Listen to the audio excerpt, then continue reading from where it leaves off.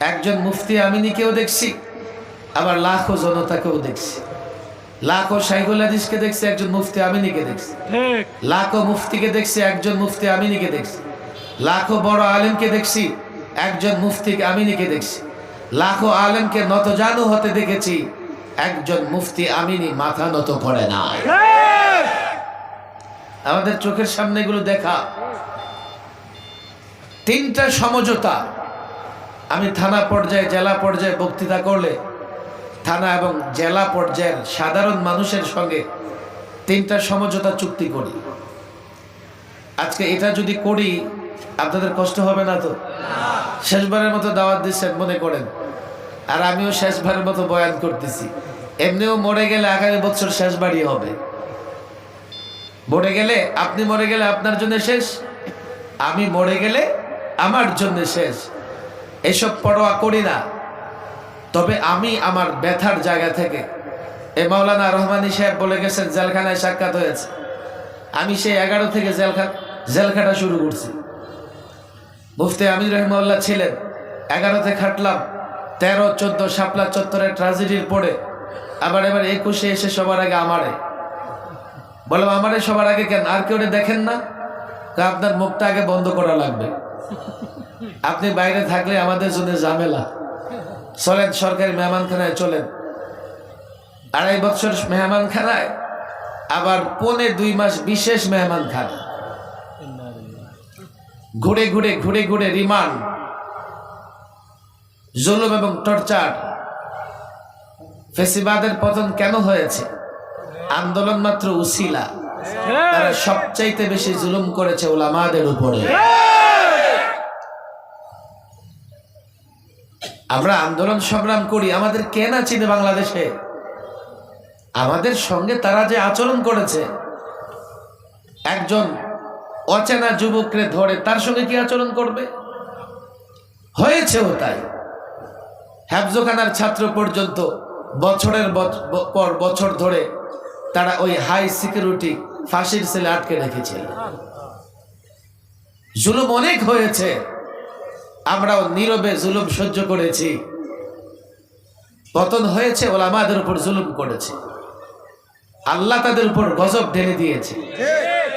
আল্লাহর গজবে তাদের পতন হয়েছে। কথা ঠিক না বেঠে?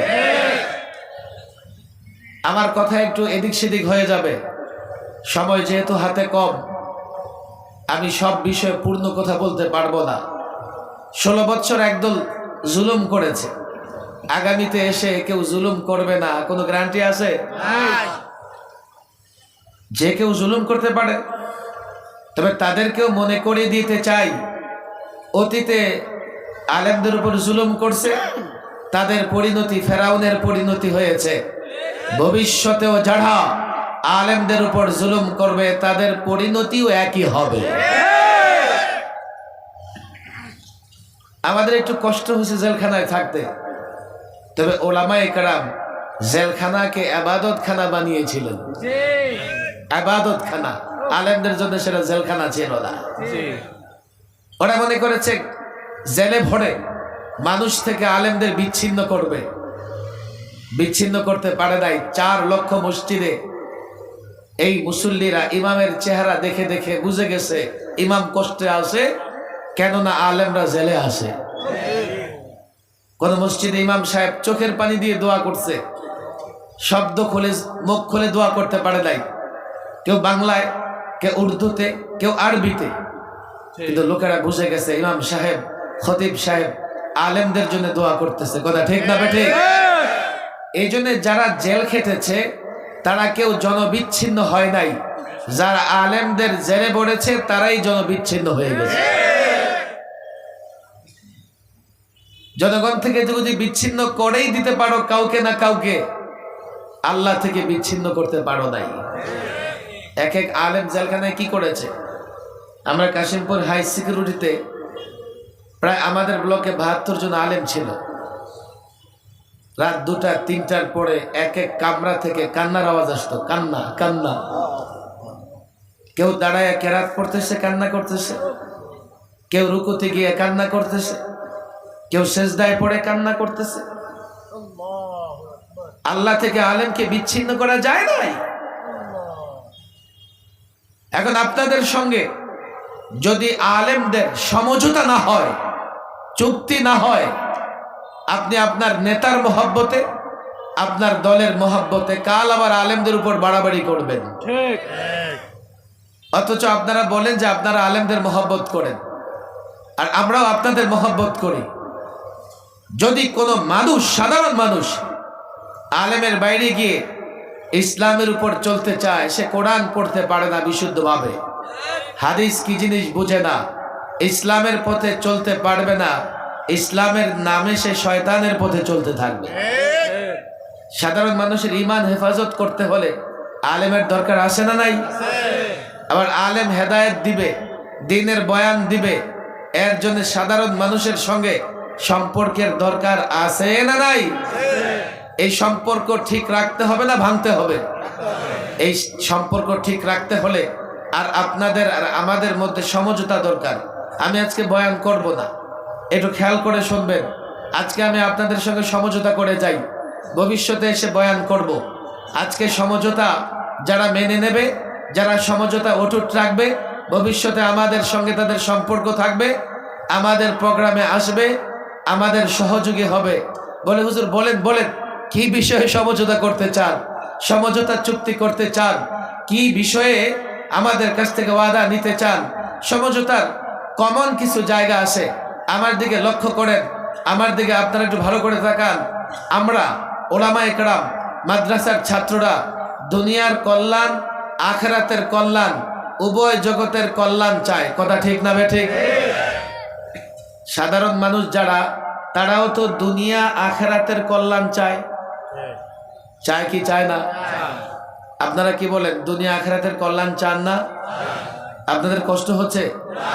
একটু ভালো করে বলেন তো, কষ্ট হয় না তো? থাকবেন আধা ঘন্টা? অবশ্যই। আধা ঘন্টা পরে আধা ঘন্টা? অবশ্যই। আধা ঘন্টা তো শেষ হয়ে গেছে, আপনি আবার আধা ঘন্টা জপতেছেন। কেউ কেউ তো সারা রাতি চলে। জি ইনশাআল্লাহ চলবে। চলবে ইনশাআল্লাহ। আমি কিন্তু 3টা প্রোগ্রাম করি, ফরিদপুর আসলেও 3টা করি, আর আজকে কেবল একটা প্রোগ্রাম আমার। 12টা পর্যন্ত চললে আমার কোনো সমস্যা নাই। আপনাদের দিয়ে আজকে বয়ান শুরু করছি। যারা আছে ইনশাআল্লাহ থাকবে। থাকবেন ইনশাআল্লাহ? কেন যে ভরসা হয় না। পেঁয়াজের দামটা চাঙ্গা থাকলে একটু মনটাও ভালো থাকবে। তাহলে দোয়া করে দেব মানে এখন না, পেঁয়াজের জন্য। তাহলে বসতে হবে।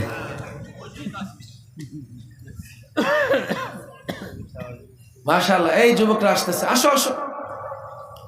এমন কিছু মাঠে ঘুরতেছে, দেখেন কেন আইসা আল্লাহ জানে। ওই ফরিদপুরের যুবকরা, বসো বসো। নগর কান্দা, কি নাম এটা? নগরের আবার কান্দা থাকে। মাশাআল্লাহ, আসো। নগর কান্দায় তো অনেক আলেম ওলামা। আমি যদ্দূর জানি শহরে মনে হয় একটু কম না? শহরেই বেশি। আচ্ছা, মাঠে মাদ্রাসায় পড়ুয়া কারা আছেন দেখি তো? ও, মাদ্রাসায় পড়ুয়াই তো বেশি, হাত নামান। স্কুল কলেজের ছাত্র কারা? মাশাআল্লাহ, হাত নামান। আমাদের সাধারণ মুসল্লি ভাইয়েরা হাত উড়ান দেখি। মাশাআল্লাহ, মনে হয় সমঝোতা করলে কাজে লাগবে, অন্তত পেঁয়াজের দামটা বাড়বে না। যদি আমরা আপনারা সবাই দুনিয়া এবং আখিরাতের কল্যাণ চাই, তা আমাদের মধ্যে মিল না অমিল? মিল না অমিল? তাহলে দুইজনে যদি কোনো বিষয়ে মিলে যায়, সমঝোতা হয়, চুক্তি হয়, হয় কি হয় না? কথা ফাইনাল তো? কোনো সমস্যা নাই। আমরা আপনারা উভয়ে দুনিয়া এবং আখিরাতের কল্যাণ চাই। কথা ঠিক না ভাই?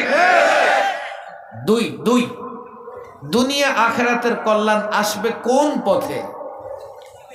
এখানে স্কুল কলেজের ছেলেরা আসছে, রাজনৈতিক দলের নেতা কর্মীরাও থাকতে পারে। কেউ বলবে হুজুর ডেমোক্রেসি, গণতন্ত্র হলে দেশ উন্নয়নের মহাসড়কে চলতে থাকবে। এমন লোকজন আছে না নাই? সারাক্ষণ গণতন্ত্র বলতে বলতে মুখে ফনা তুলে ফেলতেছে।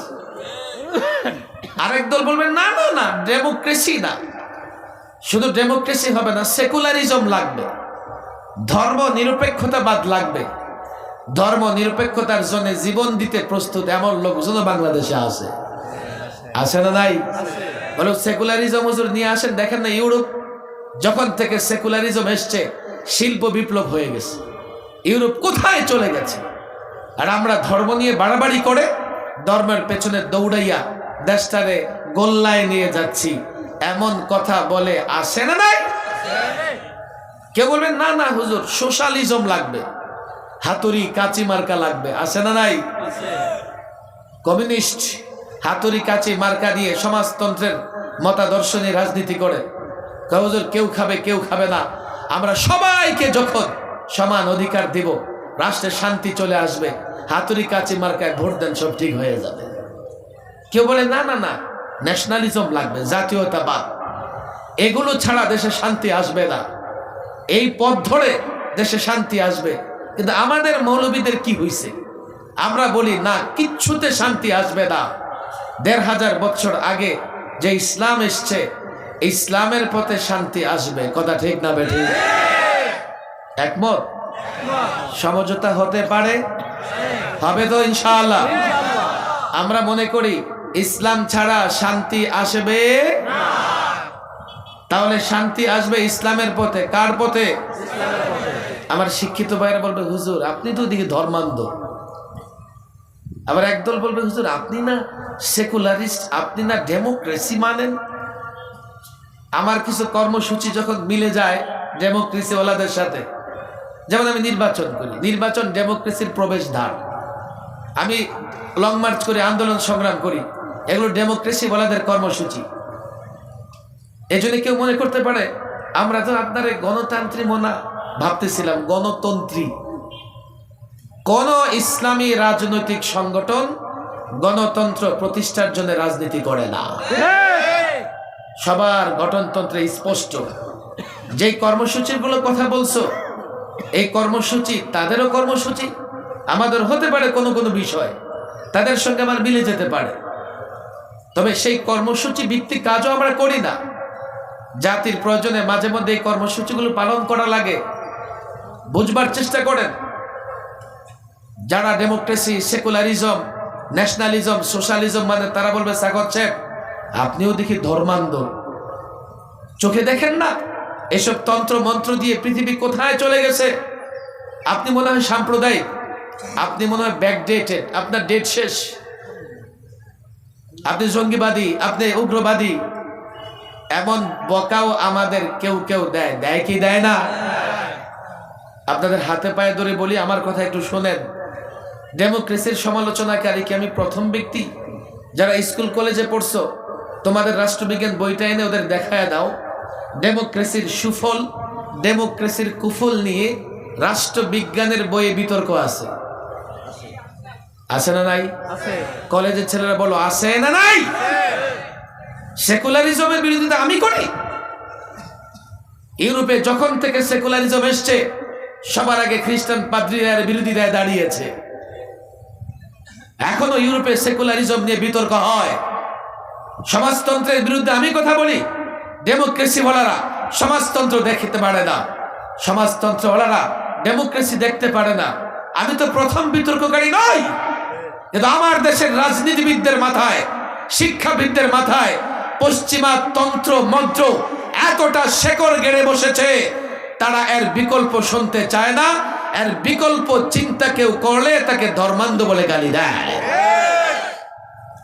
মাদ্রাসার ছাত্রদের বলি দেখো আমি হটকারী নই, আলহামদুলিল্লাহ আকাবের আসলাফদের পথ ধরে আমি চলি। কেননা আকাবের আসলাফরা আমার জন্য এমন এক মসৃণ পথ, দিনের সমুজ রেখে গেছেন। আমি নিজে গবেষণা করে চূড়ান্ত জায়গায় পৌঁছবো, এত সময় কোথায়, মেধা কোথায়, বুদ্ধি কোথায়? আমি আকাবের আসলাফদের পথ ফলো করি, কিন্তু আমি হটকারী নই। আমি প্রত্যেকটা বিষয়কে বুঝে অগ্রসর হবার চেষ্টা করি। আমার কথা বুঝবার চেষ্টা করেন। দুনিয়া আখিরাতের কল্যাণ যদি ইসলামের পথে হয় তো এখানে আমাদের সমঝোতা হবে কি হবে না? বাকি তন্ত্র মন্ত্র দিয়া দুনিয়া আখিরাতের কল্যাণ আসবে? ভাই তোমাদের চোখে তোমরা দেখো না বাংলাদেশ 53 বছরের বাংলাদেশ ঘুরে ফিরে 4টা ইসম, 4টা মতবাদ, 4টা মতাদর্শের স্লোগানই তো তারা দিয়েছে। কি পেয়েছে বাংলাদেশ? কি হয়েছে বাংলাদেশে? 53 বছরে ক্ষমতায় যাবার জন্যে